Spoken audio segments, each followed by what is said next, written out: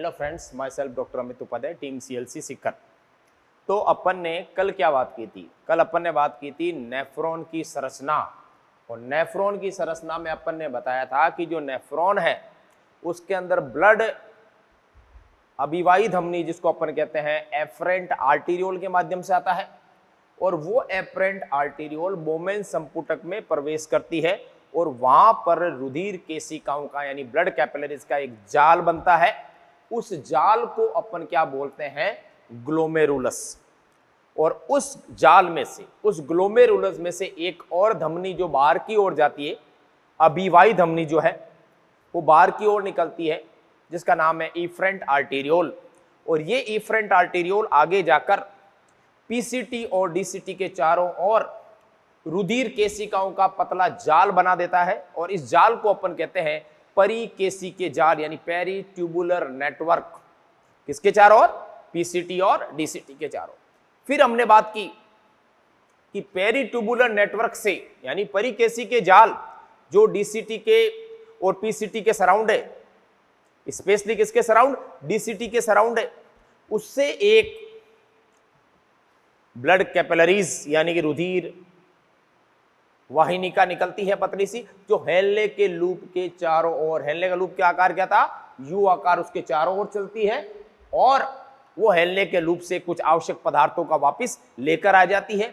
जो काम के नहीं है वो बॉडी से बाहर निकल जाएंगे, जो आवश्यक है वो वापस किसमें आ जाएंगे? वासा रेक्टा के अंदर प्रवेश कर जाएंगे, और उस संरचना को अपन कहते हैं वासा रेक्टा।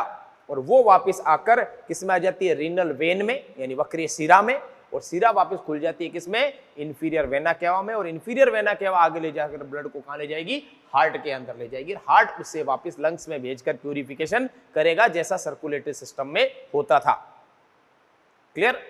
आज हम बात कर रहे हैं कि हेनले का लूप, पीसीटी, डीसीटी और बोमेन संपुटक मेडुला में, किडनी में किस तरह व्यवस्थित होते हैं। तो आप देखिए, आज अपन उसकी लोकेशन बताएंगे कि किस तरह से व्यवस्थित है। तो आप देखिए, जैसे माना कि अपन ने ये किडनी बना दी, मैंने ये किडनी बना दी है, और इस किडनी का ये धसा हुआ भाग अंदर की ओर क्या कहलाता है? हाइलम कहलाता, हमें पता है। और इसके अंदर वाला भाग है वो कहलाता है क्या? आपके रीनल पेल्विस। और इस रीनल पेल्विस के अंदर आपके स्थित रहता है कौन? ये मेडुला, ये लीजिए। और ये आगे रीनल पिरामिड। बिल्कुल यही संरचना है जो ऑलरेडी अपन पहले बना चुके हैं।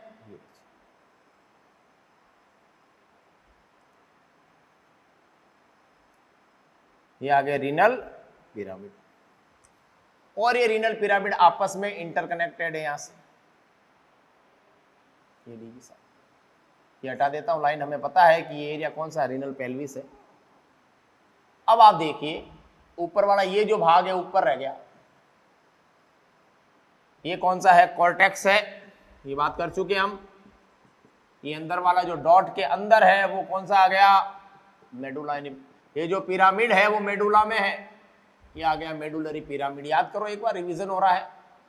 ये आ गया मेडुलरी पिरामिड, या दूसरा नाम इसका रीनल पिरामिड। क्लियर? अब इस मेडुलरी पिरामिड की अपन बात करें तो इसके अंदर प्रेजेंट होता है कौन? नेफ्रॉन का हेनले का लूप। मेडुलरी पिरामिड के अंदर कैसे, इसको मैं जूम करके आपको बताता हूं कि किस तरह से इसके अंदर नेफ्रॉन व्यवस्थित होता है। तो इस मेडुलरी पिरामिड को मैं यहां पर जूम कर देता हूं। ये लीजिए, मैंने इस मेडुलरी पिरामिड को जूम कर दिया। यहां पर जूम करने के बाद में हमें पता है कि इस मेडुलरी पिरामिड के ऊपर वाला भाग कॉर्टेक्स है, और इस मेडुलरी पिरामिड के अंदर वाला भाग कौन सा है? मेडुला है।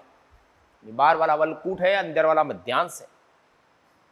ये और यहां पर नेफ्रॉन किस तरह से व्यवस्थित है वो देखिए आप। नेफ्रॉन की व्यवस्था अपन को पता है, नेफ्रॉन का पहला भाग जो होता है उसका नाम है बोमेन संपुटक।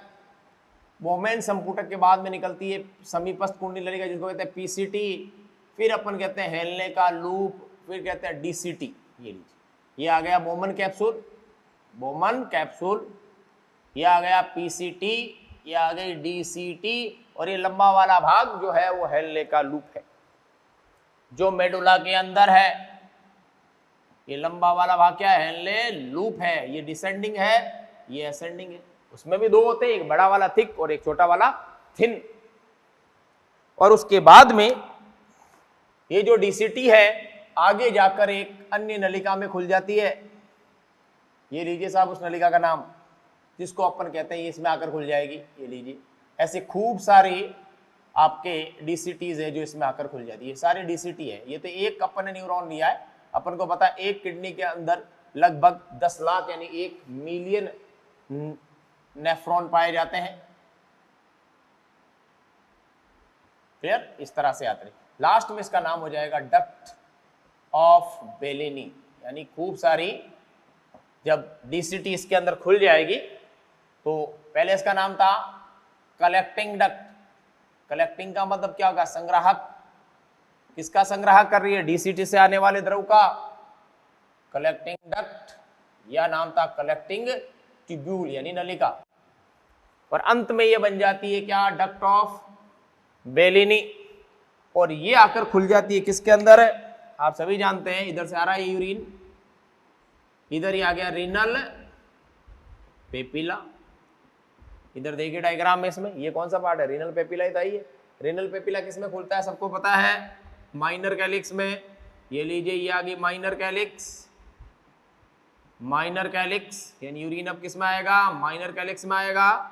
माइनर कैलिक्स से फिर खूब सारी माइनर कैलिक्स मिल जाती है, खूब सारे मेडुलरी पिरामिड की। तो अंत में क्या बन जाती है? बन जाती है माइनर से क्या हो जाती है? Major calyx. और मेजर कैलिक्स जाकर खुल जाती है किसके अंदर बताइए? रीनल पेपिला में। जिसको अपन रीनल पेपिला नहीं, रीनल पेपिला तो ऊपर आ गया, फिर माइनर कैलिक्स, फिर मेजर, फिर आ जाए रीनल पेल्विस। किस में खुल जाएगी? रीनल पेल्विस में। इस तरह से यूरिन आएगा ऊपर से नीचे की ओर, देख लीजिए आप। और रीनल पेल्विस अंत में जाकर खुल जाता है किसमें? यूरेटर में। और यूरेटर आगे जाकर किसमें खुल जाएगा? इस तरह से यूरिन आता रहेगा। यूरेटर किसमें खुलेगा? पता ही आपको। मूत्रवाहिनी किसमें खुलेगी? यूरिनरी ब्लैडर में। और उसके बाद में बॉडी से बाहर निकल जाएगा मूत्र किसके माध्यम से? यूरिथ्रा से। ये मूत्र मार्ग से। ये पूरा रूट हो गया। कहां से कहां तक सुन लीजिए आप वापिस। सबसे पहले यहां पर एक धमनी आती है, उस धमनी का नाम बताइए। ये धमनी आ गई एफरेंट आर्टेरियोल। ये क्या बन गया इधर? ये आ गई एफरेंट आर्टेरियोल। इसका व्यास ज्यादा होता है। इफरेंट आर्टेरियोल, इसका व्यास कम होता है। बीच में कौन आ गया? ग्लोमेरुलस। ये पूरी किडनी की संरचना बन गई। देख लीजिए इसके अंदर नेफ्रॉन की। यहाँ से यहाँ फिल्टर होकर फिर यहाँ से होता हुआ किसमें आएगा? इसमें। फिर यहाँ से निकल जाएगा बाहर। तो सबसे पहले कहाँ आया? Afferent arteriole. यानी इसकी बात करें तो Bowman capsule, PCT, LLO, DCT, और लास्ट में कौन आ गई? तीसरी सीटी, जिसको अपन क्या कहते हैं? सीटी, या कह सकते हो सीडी। बात एक ही है। ये रूट रहेगा पूरा यूरिन का पाथवे। क्लियर? नोट कीजिए इसे। फिर अपन बात करते हैं नेफ्रॉन के प्रकार। नेफ्रॉन दो प्रकार के होते हैं। एक सामान्य स्थिति में कार्य करने वाले, जब शरीर में जल की मात्रा, इलेक्ट्रोलाइट यानी विद्युत अपघट्य पदार्थ, इन सब की मात्रा, बॉडी फ्लूइड सब कुछ बराबर हो, उस समय कार्य करेंगे, यानी संतुलित अवस्था में, यानी नॉर्मल सिचुएशन में काम करने वाले नेफ्रॉन। दूसरे वो होंगे जब शरीर में इलेक्ट्रोलाइट का इम्बैलेंस हो, यानी सोडियम, पोटेशियम, बाइकार्बोनेट, फॉस्फेट वगैरह का बॉडी में बैलेंस नहीं हो, ब्लड में पीएच ब्लड का डिस्टर्ब हो, या जल की कमी हो, शारीरिक द्रव्य कम हो, ब्लड का आयतन कम हो, बॉडी फ्लूइड कम हो, यानी डिहाइड्रेशन की कंडीशन हो, निर्जलीकरण प्रावस्था के दौरान दूसरा नेफ्रॉन काम करेगा, उसका नाम अलग है। तो दो तरह के नेफ्रॉन होंगे, है ना, कार्य की दृष्टि के आधार पर। तो ये नोट कीजिए, फिर लगाइए heading next, type of nephrons. वासा रेक्टा आपको पता है,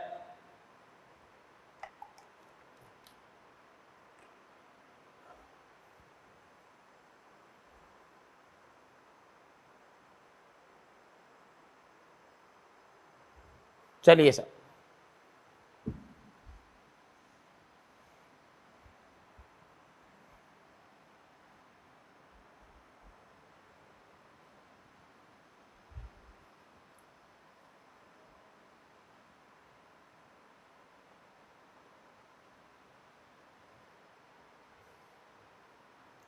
नेक्स्ट है टाइप ऑफ नेफ्रॉन्स,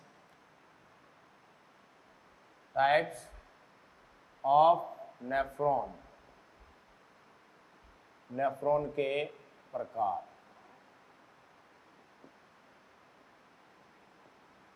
दो तरह के नेफ्रॉन, एक तो है जिसका नाम है cortical nephron,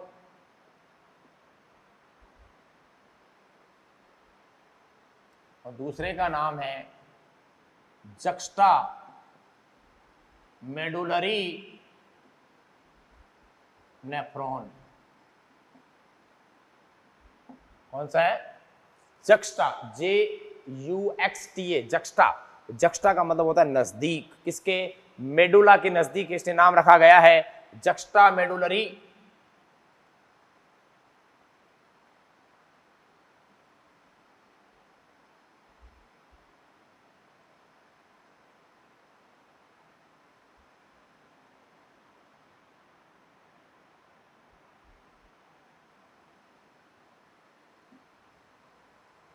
juxta medullary.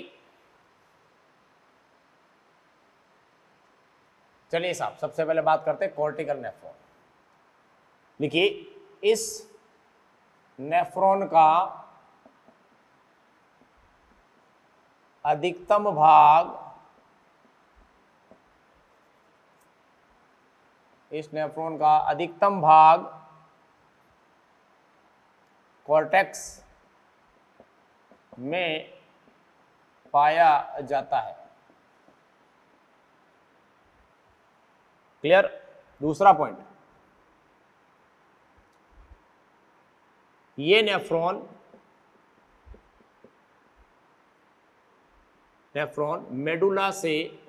Medulla भाग से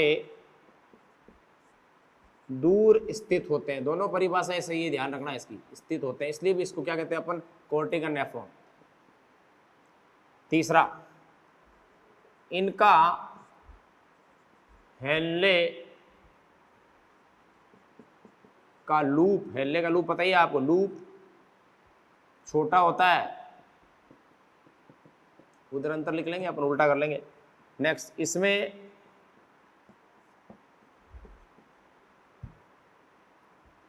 वासा रेक्टा किसके चारों ओर होता है? हेनले के लूप के चारों ओर रुधिर वाहिनियों का आवरण क्या कहलाता है? वासा रेक्टा। इनमें वासा रेक्टा अनुपस्थित या अत्यधिक, यानी बहुत ज्यादा हार्षित, यानी कि रिड्यूस, यानी कि लगभग नहीं के बराबर होता है, बहुत छोटा होता है। जैसे अपने अंदर अपेंडिक्स होती है, तो अत्यधिक हार्षित यानी कि रिड्यूस्ड होता है। ऐसा क्यों होता है? क्योंकि सामान्य परिस्थितियों में काम करता है, इसलिए ज्यादा अवशोषण की आवश्यकता नहीं होती है। नेक्स्ट, अगला पॉइंट,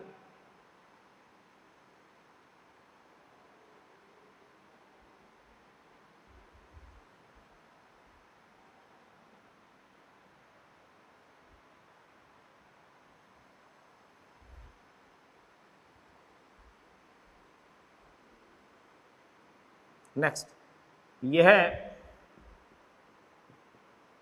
सामान्य यानी कि नॉर्मल सिचुएशन में स्थिति में काम करता है।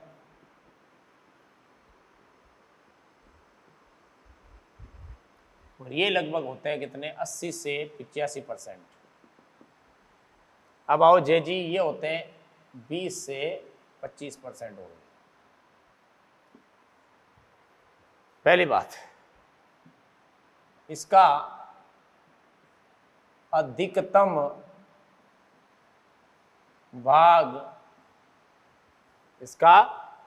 भाग मेडुला के पास पाया जाता है।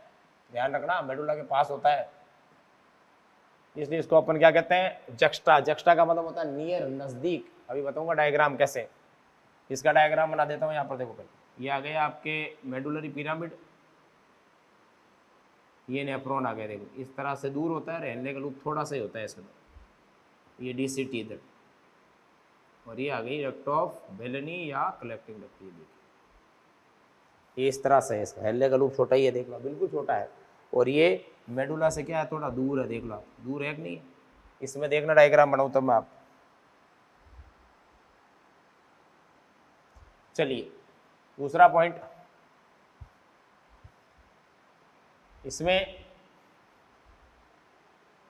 हेलने का लूप लंबा होता है। अगला, वासा रेक्टा पूर्ण विकसित होता है।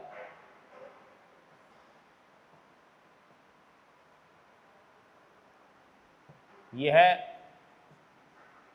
जल की कमी या विद्युत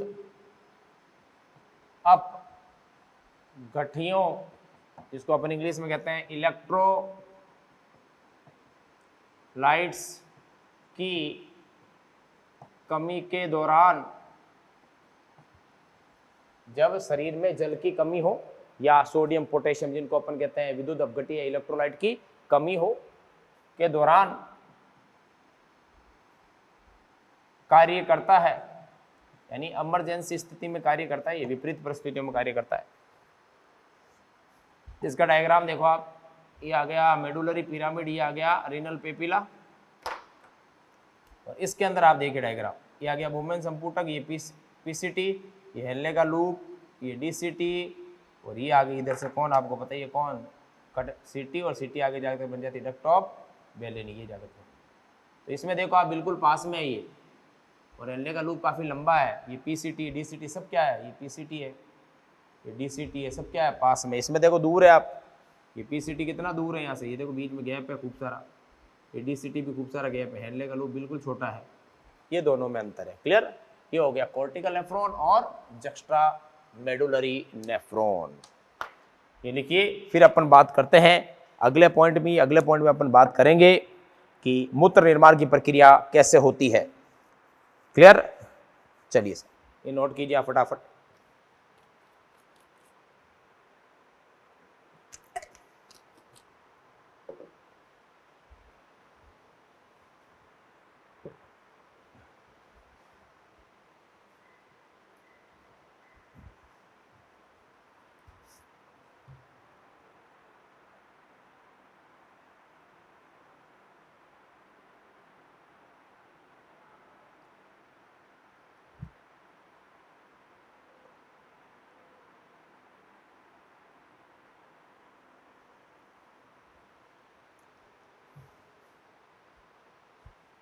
हो गया साहब, आगे बढ़े।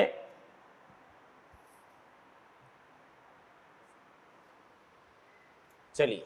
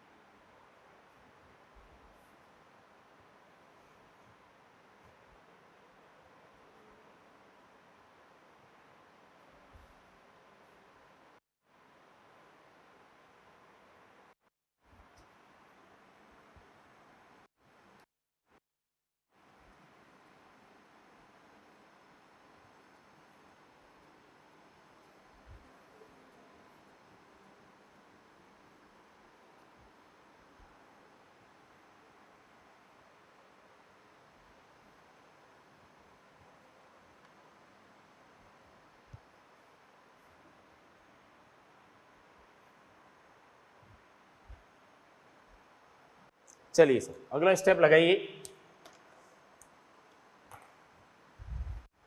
मूत्र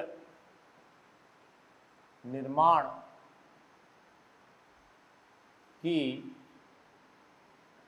प्रक्रिया यानी किस तरह से मूत्र निर्माण होता है, इंग्लिश में लिखिए आप इसको, formation of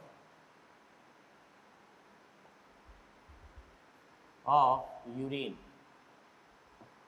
formation of urine, किस तरह से मूत्र का निर्माण होता है,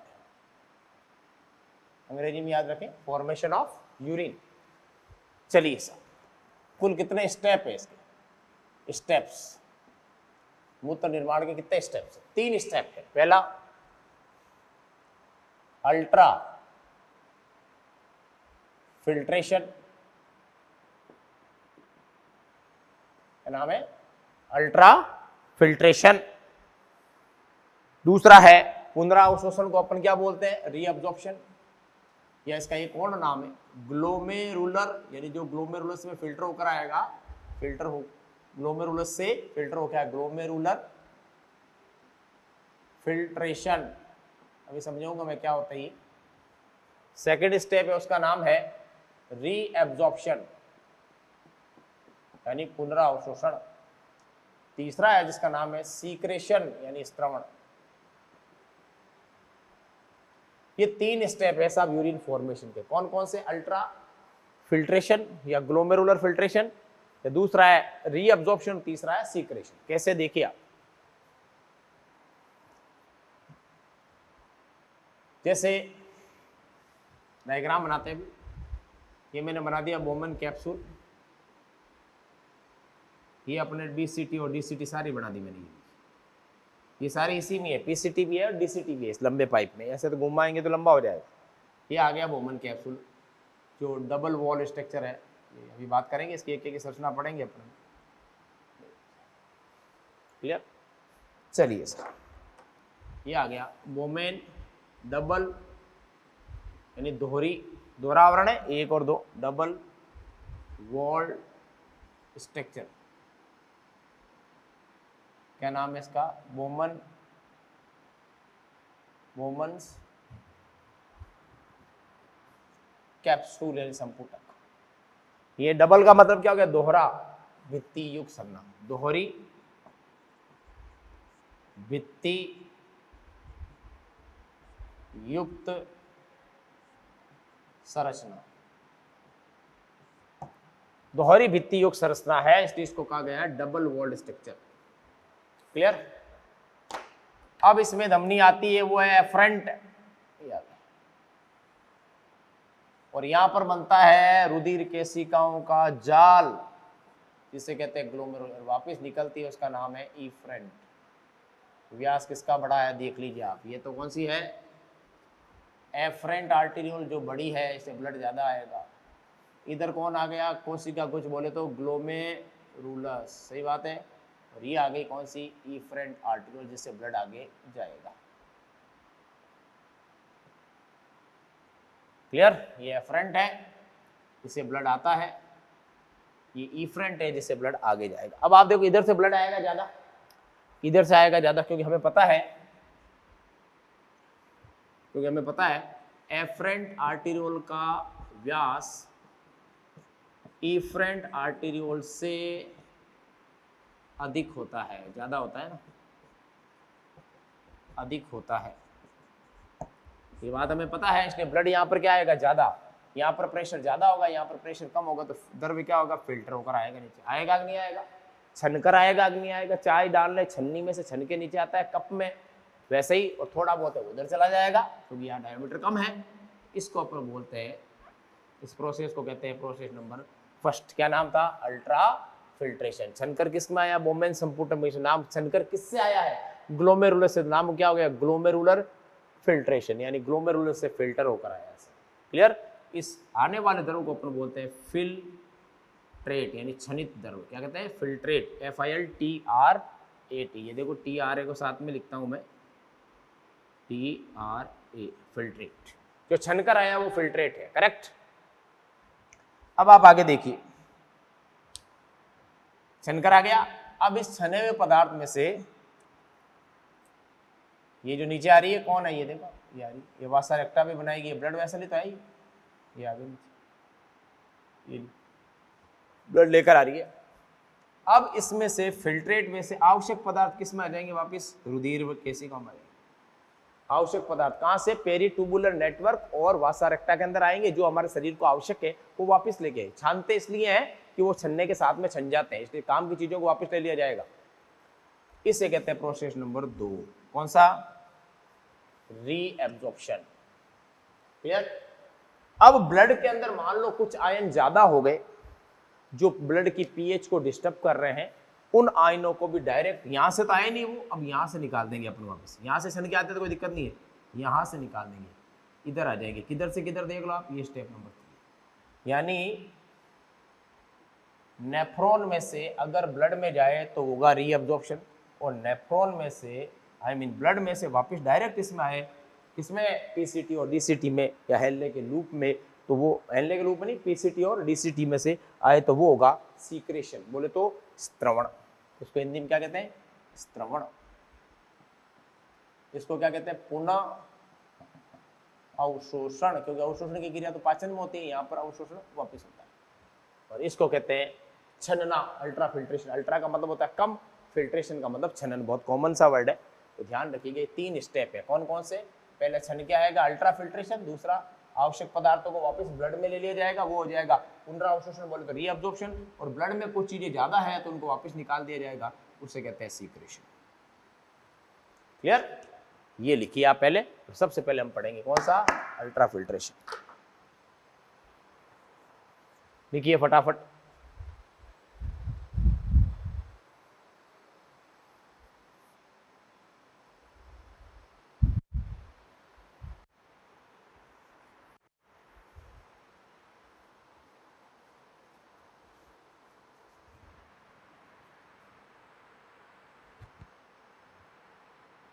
हो गया। चलिए साहब आगे बढ़ते हैं। तो 3 स्टेप होते हैं यूरिन फॉर्मेशन के लिए, कौन कौन से, पहला हो गया अल्ट्रा फिल्ट्रेशन, यानी कि बहुत कम मात्रा में रक्त का प्लाज्मा छनकर किस में आता है, ग्लोमेरुलस से बोमेन संपुटक में, उसे कहेंगे अल्ट्रा फिल्ट्रेशन, या दूसरा नाम है ग्लोमेरुलस से फिल्टर होता है, इसलिए नाम रखा गया है तो ग्लोमेरुलर फिल्ट्रेशन। और फिल्ट्रेट में से जो फिल्टर होकर आया है बोमेन संपुटक में, उसमें से आवश्यक पदार्थों को वापस हम रुधिर वाहिनियों में ले आएंगे, किस किस में, पेरीटूबुलर नेटवर्क और वासा रेक्टा के अंदर लाएंगे। वो प्रक्रिया क्या कहलाएगी, पुनरावशोषण, बोले तो रीअब्जॉर्प्शन। अब ब्लड में कुछ मान लो आयन ज्यादा है, उनको वापस मूत्र के साथ निष्कासित दिया जाता है, उसे अपन कहते हैं, ब्लड से जो चीजें नेफ्रॉन में आएगी उसे अपन बोलेंगे क्या, सीक्रेशन। क्लियर। ये 3 स्टेप हो गए। अब अपन बात करते हैं फर्स्ट स्टेप की। टॉपिक का नाम फॉर्मेशन ऑफ यूरिन, लिख दीजिए आप ऊपर, भूल जाएंगे टॉपिक, फॉर्मेशन ऑफ यूरिन, मूत्र निर्माण।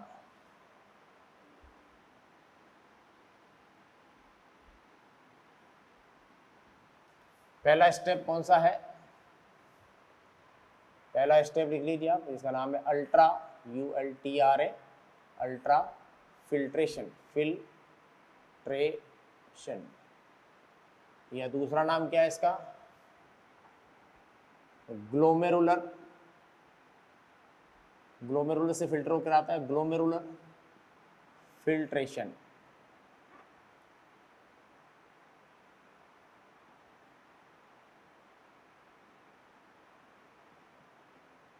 चलिए साहब, क्लियर, अल्ट्रा फिल्ट्रेशन या ग्लोमेरुलर फिल्ट्रेशन। अब इसमें काम की बात लिखिए। सबसे पहले हमें पढ़नी पड़ेगी बोमेन संपुटक की संरचना, इसकी बोमेन संपुटक, कैप्सूल, इसी में तो इधर देखिए आप कैसे आता है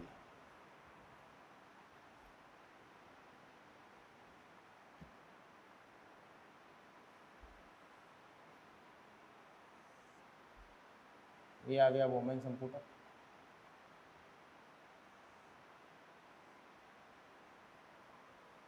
क्लियर।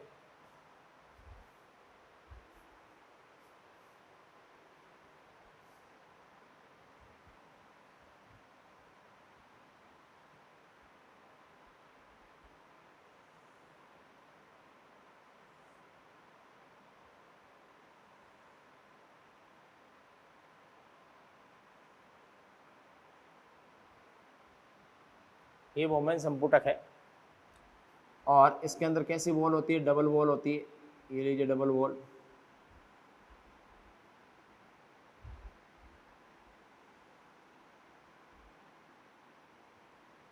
ये डबल वॉल।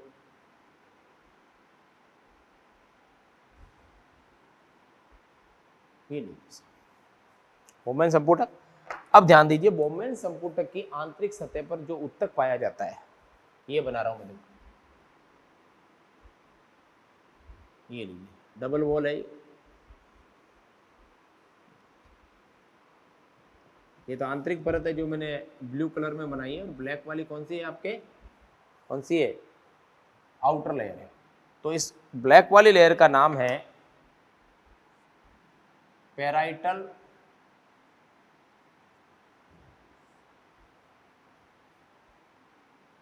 परत। क्या नाम है, पैराइटल परत। और जो अंदर वाली है उसका नाम है कौन सी, विसरल परत। ये तो कौन सी होगी, अंदर वाली परत।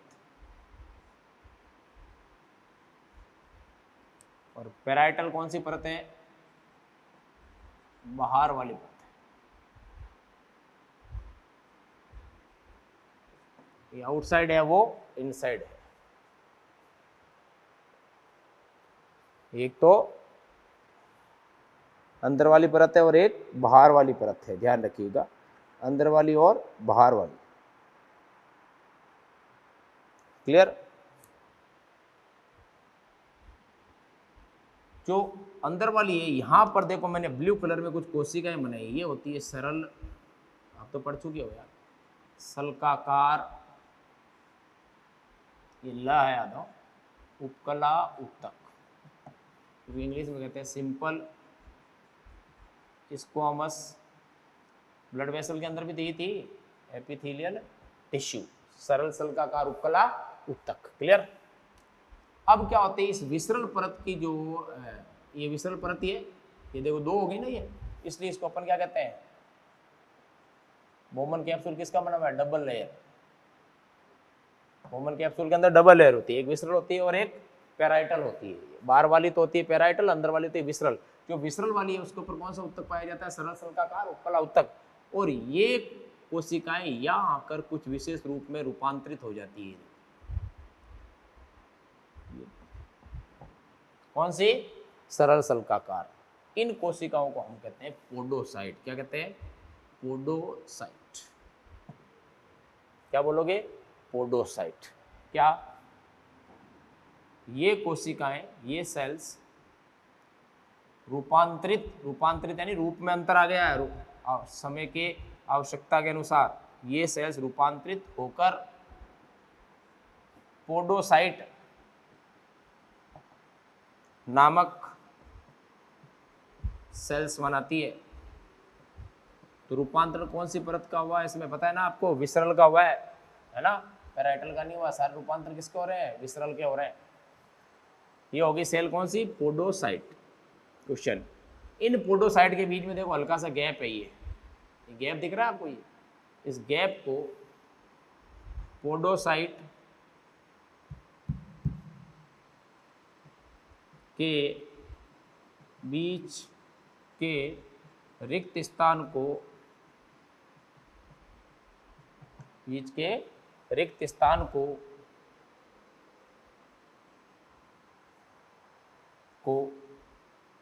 स्लिट, अंग्रेजी में याद रखना पड़ेगा आपको, स्लिट पोर्स या फिल्ट्रेशन, या छनकर आता है वैसे, या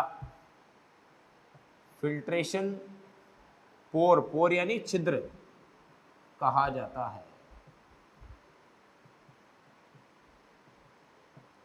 ध्यान रखिए, पोडोसाइट के बीच में जो खाली जगह है उसको अपन क्या बोलेंगे, फिल्ट्रेशन पोर। इसी में से छनकर आएगा, ऊपर से जो भी आएगा। क्लियर, ये बात होगी। अब अपन बनाते हैं ब्लड वेसल। ये आ गई एफरेंट आर्टेरियोल, आ गई। ये एफरेंट आर्टेरियल यहाँ आकर किस में कन्वर्ट हो जाती है, रुधिर केशिकाओं में। ये लीजिए, ये किस में बदल गई, रुधिर केशिकाओं में। रुधिर केशिकाओं में ये आ गई एफरेंट आर्टेरियोल, इधर से ब्लड आएगा और ये आगे इधर कौन सी बताइए, आपको कहने की जरूरत ही नहीं है। कौन सी हो गई आगे, इफरेंट आर्टरी। इसका व्यास ज़्यादा है, इसका व्यास कम है। और यहाँ पर भी ये क्या आ गया, ग्लोमेरुलस आ गया, ये तो ग्लोमेरुलस आ गया। क्लियर। और यहाँ पर भी कौन सा उत्तक होगा, सरल सल्काकार उपकला, क्योंकि रुधिर वाहिनियों की आंतरिक सतह भी किसकी बनी होती है, सरल सल्काकार। पढ़ चुके अपन हार्ट के अंदर, याद करो कौन सा होता है, सरल सल्काकार उपकला उत्तक होता है इसके। क्लियर। ये आ गई क्या आपके ग्लोमेरुलस की कैपिलरीज, कैपिलरीज या रुधिर केशिकाएं हो गई। अब यहां से देखो, यहां से शंकर द्रव कहाँ आएगा, इधर से होता है इधर आ जाएगा इस तरह से, ये छनकर आएगा। और ये छनकर आएगा, छनकर आता है यहाँ से, इसे अपन क्या कहते हैं, फिल्ट्रेट। क्या कहते हैं, फिल्ट्रेट।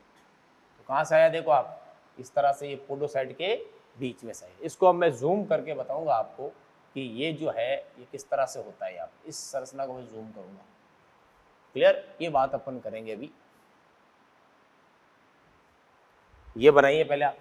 तो आपको क्या क्या पता होना चाहिए, बोमन कैप्सूल की दो परतें होती है, बाहर वाली पैराइटल, अंदर वाली विसरल। विसरल की आंतरिक सतह पर कौन सा उत्तक, सरल सल्काकार। सरल सल्काकार कोशिका यहाँ पर इस निचली सतह पर जहाँ पर फिल्ट्रेशन होता है वहाँ पर रूपांतरित होकर क्या बना देती है, पोडोसाइट। और पोडोसाइट कोशिकाओं के बीच में रिक्त स्थान पाया जाता है, उसको कहते हैं स्लिट पोर या फिल्ट्रेशन पोर, जिसमें से ये द्रव जो इधर से आ रहा है वो छनकर इनके बीच में से आ जाएगा यहाँ पर। फिर ये आगे जाएगा पीसीटी डीसीटी। क्लियर। ये बनाइए फटाफट।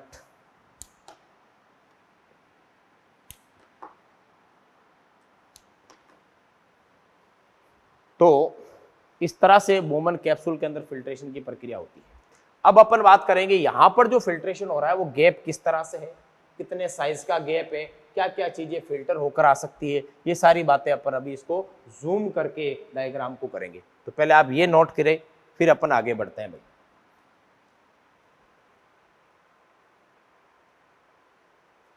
हो गया, चलिए साहब हो गया। अब अपन बात करेंगे इस संरचना की जो अपन ने इतनी बड़ी बनाई है कि फिल्ट्रेशन कैसे होता है, कितनी सतह होती है। जैसे अपने रुधिर अपने लंग्स में पढ़ा था, याद करो लंग्स के अंदर क्या पढ़ा था कि कूपिका और ब्लड वेसल के बीच में कितनी परतें होती है, 3। एक बेसमेंट मेम्ब्रेन होती है, एक कूपिकाओं का सरल सल्काकार उपकला होता है, और एक रुधिर वाहिनियों का सरल सल्काकार जिसको अपन एंडोथीलियम कहा था। सेम कट कॉपी पेस्ट वाली बात है। इनके बीच में भी 3 ही परतें हैं। एक तो किसकी हो जाएगी, ग्लोमेरुलस की, एक बीच में आधारी झिल्ली, और एक आ जाएगी कौन, पोडोसाइट कोशिकाओं वाली परत। बस जैसी बात है।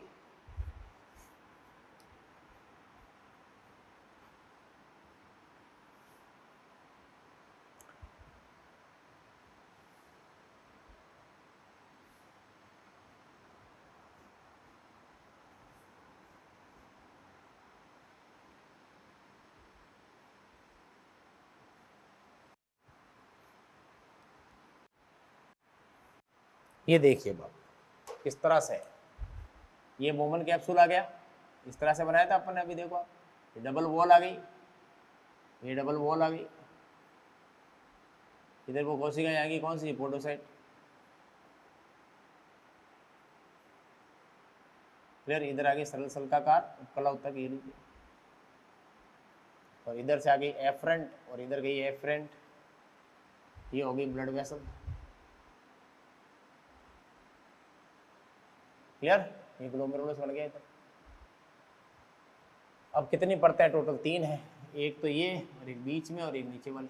इस तरह से ये देखो आप, ये तो आ गई आपके ब्लड वेसल, रुधिर केशिका। ये रुधिर केशिका बना दी मैंने, देखो आप किसकी, जिससे ब्लड आएगा।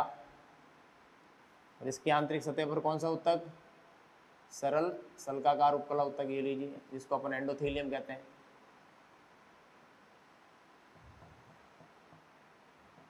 ये लीजिए, ये आगे कौन सी, एंडोथीलियम ऑफ किसकी भाई, बोमेन संपुटक। ना ना ना ना, ग्लोमेरुलस। ऊपर वाली कौन सी थी, ये वाली। ये कौन सी है, ग्लोमेरुलस की तो है, ग्लोमेरुलस। क्लियर। और इसके नीचे आ जाती है दोनों की झिल्ली, ये वाली देखो डबल लेयर है ना, ये एक लेयर ये आगे बीच में झिल्ली, इसका नाम आ गया बेसमेंट मेम्ब्रेन, आधारीय झिल्ली। 3 झिल्लियाँ होती है टोटल, ध्यान रखना, आधारीय झिल्ली, क्लियर। और जो तीसरी है वो आ गई अपने कौन सी, बोमन कैप्सूल वाली, जिसके ऊपर कौन व्यवस्थित है, पोडोसाइट, ये पोडोसाइट, ये लीजिए सर।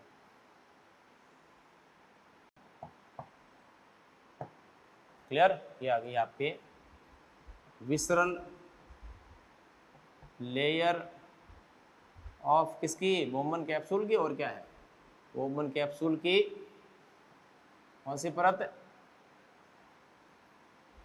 विसरल परत। और ये सेल आ गई कौन सी, बोलो भाई, पोडोसाइट। के बीच में गैप कौन सा आ गया, जिसको अपन क्या कहते हैं, स्लिट पोर्स, याद हो गया, या फिल्ट्रेशन पोर। और ये आ गया आपके बेसमेंट। और इस बेसमेंट मेम्ब्रेन में पाए जाते हैं क्या, बहुत इंपॉर्टेंट चीज, जिसको अपन कहते हैं प्रोटियोग्लाइकेन्स के कण। और इनका चार्ज होता है कौन सा, नेगेटिव। कौन सा चार्ज होता है, नेगेटिव, यानी ऋणात्मक आवेशित होते हैं प्रोटियोग्लाइकेन के कण। बेसिकली प्रोटीन है ये कण है। और यहाँ देखो आप, ये रुधिर, यहाँ पर गैप नहीं दिख रहा आपको, ये गैप, इस गैप को अपन कहते हैं फेनेस्ट्रा। क्या कहते हैं, फेनेस्ट्रा। तो ध्यान रखने वाली बात क्या, देखो आप,